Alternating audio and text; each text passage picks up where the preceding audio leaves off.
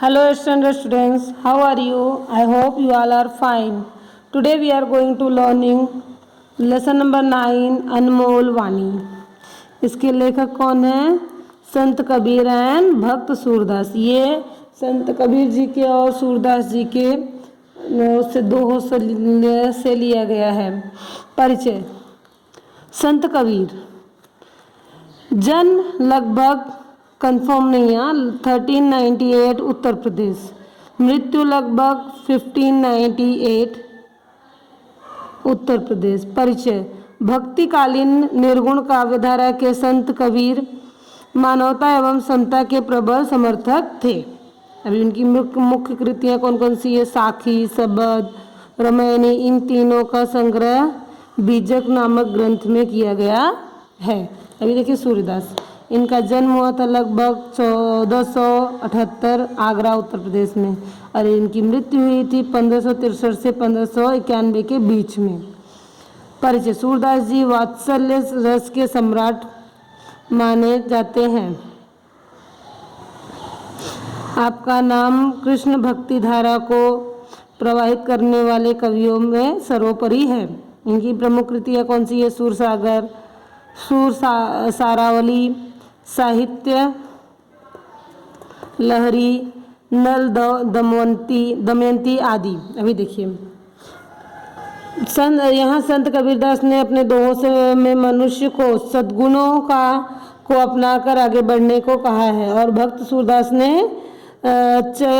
रचित यह पद्य सूरसागर महाकाव्य से लिया गया। इसमें श्री कृष्ण की बाल सुलभ लीलाओं का वर्णन किया गया है। अभी देखिए, जैसा भोजन खाइए तैसा ही मन होय, जैसा पानी पीजिए तैसी बानी होय। यहाँ कबीर जी क्या बोल रहे हैं? कबीर जी बोल रहे हैं कि हम जैसा भोजन करते हैं, जैसा खाना खाते हैं, हमारा मन जो है वैसा ही होता है और हम जैसा पानी पीते हैं, हमारा मन, हमारी वाणी, हमारी जो बोली होती है वो वैसी ही होती है। मतलब क्या है कि हमें जो है शुद्ध सादा खाना खाना चाहिए और शुद्ध जल पीना चाहिए, जिससे कि हमारा मन और हमारी वाणी पर जो है शुद्ध हो, अच्छी हो।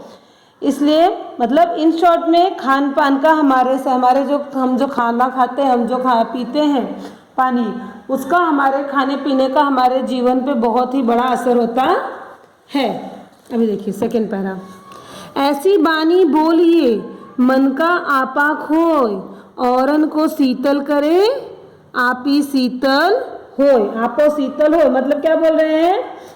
हमें मान और अहंकार का त्याग करके, हमें अपने अहंकार को, घमंड को त्याग करके दूसरों से ऐसी मधुर और विनम्र ऐसी भाषा बोलनी चाहिए, दूसरों से ऐसी बात करनी चाहिए कि सुनने वाले को भी प्रसन्नता हो और साथ ही साथ स्वयं को भी, हमें भी, सुनने वाले को हम लोग को ऐसी बातें बोलनी चाहिए जिससे कि सुनने वाले को भी अच्छा लगे और हमें भी बोलते समय अच्छा लगे और ये सोच के भी अच्छा लगे कि सामने वाले को अच्छा लग रहा है। मीठी बोली दूसरों को भी सुख पहुंचाती है और हमें स्वयं को भी आनंद होता है हमारी मीठी बोली से।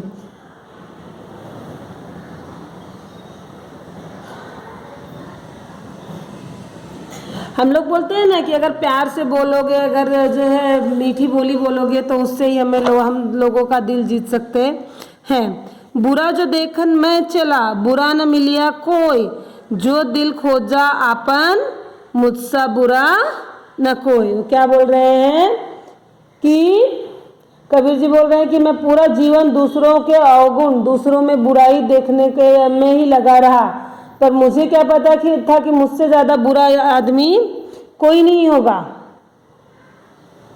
लेकिन जब मैंने अपने आप में अपना खुद का जो स्वयं ये विश्लेषण किया या स्वयं को जब ढूंढना लगा, तब मैंने पाया कि मेरे मन में झांक कर देखा, तब मैंने पाया कि मुझसे बुरा तो कोई है ही नहीं, मैं ही सबसे बुरा और सबसे स्वार्थी हूँ।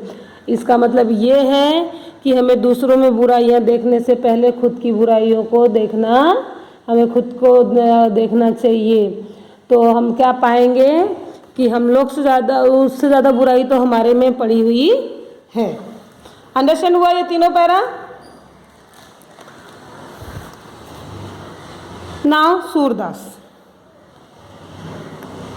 देखिए इसमें जो हार्ड वर्ड्स है उसकी मीनिंग बता दे रही हूँ। मतलब तैसा मतलब जैसा होता है वैसे ही, तैसी वैसी, बानी मतलब बोली हमारी वाणी, आपा मतलब अहंकार, ओरेन मतलब औरों को दूसरों को, अपनी मतलब स्वयं में, मिलिया मतलब मिलना मिला, कोई मतलब कोई। समझ में आया?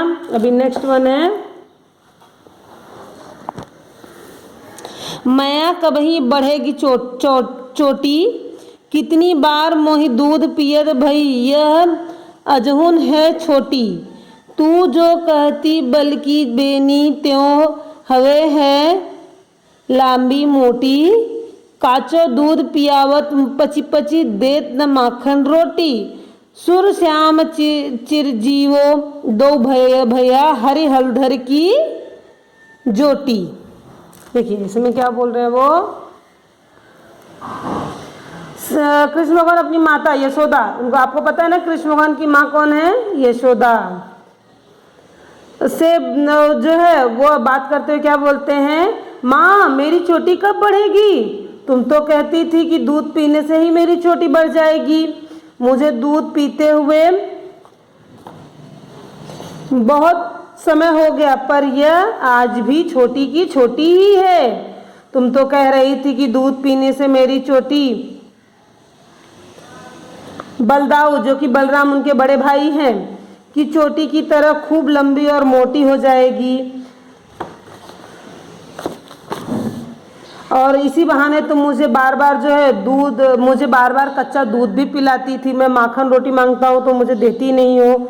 सूरदास जी कहते हैं कि भगवान श्री कृष्ण और बलराम दोनों भाइयों की जोड़ी चिरजीवी मतलब बहुत ही ज़्यादा दिनों तक जिंदा, चिरजीवी मतलब ना मरने वाला, चिरंजीव।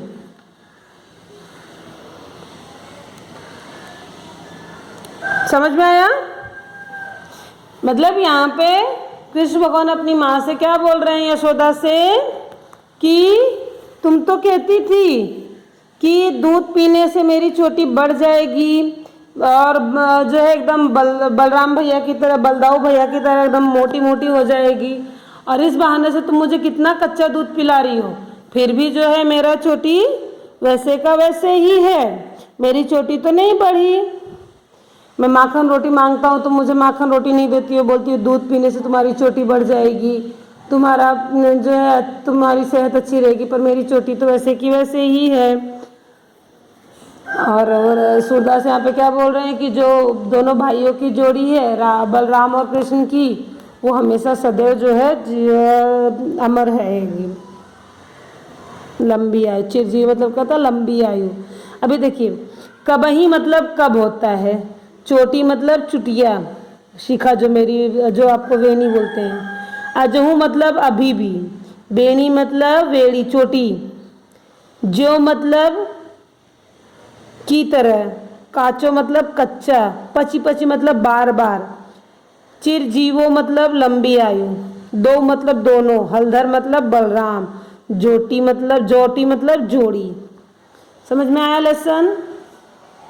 अभी मैं पूरा पूरा का पूरा एक साथ में पढ़ती हूँ। पहले कबीर जी का, जैसा भोजन खाइए तैसा ही मन होय, जैसा पानी पीजिए तैसी बानी होय, ऐसी बानी बोलिए मन का आपा खोय, औरन को शीतल करे आपो शीतल होय। नाउ थर्ड वन, बुरा जो देखन में चला बुरा न मिलिया कोई, जो दिल खोजा आपना मुझसा बुरा न कोई। ये तीनों दोहे किसके हैं? सूरदास, सॉरी कबीर जी के। अभी हम लोग सूरदास का पढ़ेंगे। मैया कभी बढ़ेगी चोटी, कितनी बार मैं दूध पियत भई अजहू है छोटी, तू जो कहती कल की बेनी जो हवे है लंबी मोटी, कांची दूध पियावत पची पची देत न माखन रोटी, सुर श्याम चिरजीवो दो भाई भैया हरी हलधर की जोटी। समझ में आया? Okay, now I am giving to homework. Write down the meanings. What meanings? Solve this one in your notebook and solve your workbook also.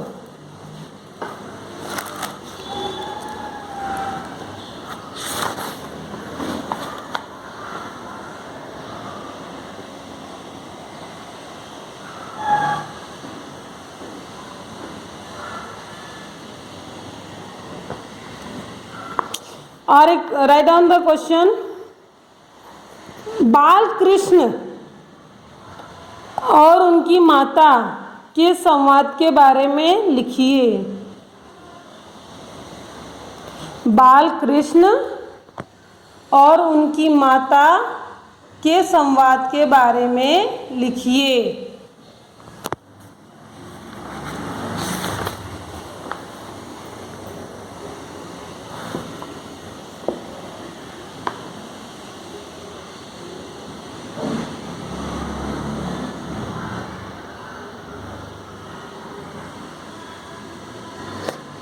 एक आपको लिखना, टिप्पणी लिखिए। टिप्पणी लिखिए। भोजन का प्रभाव।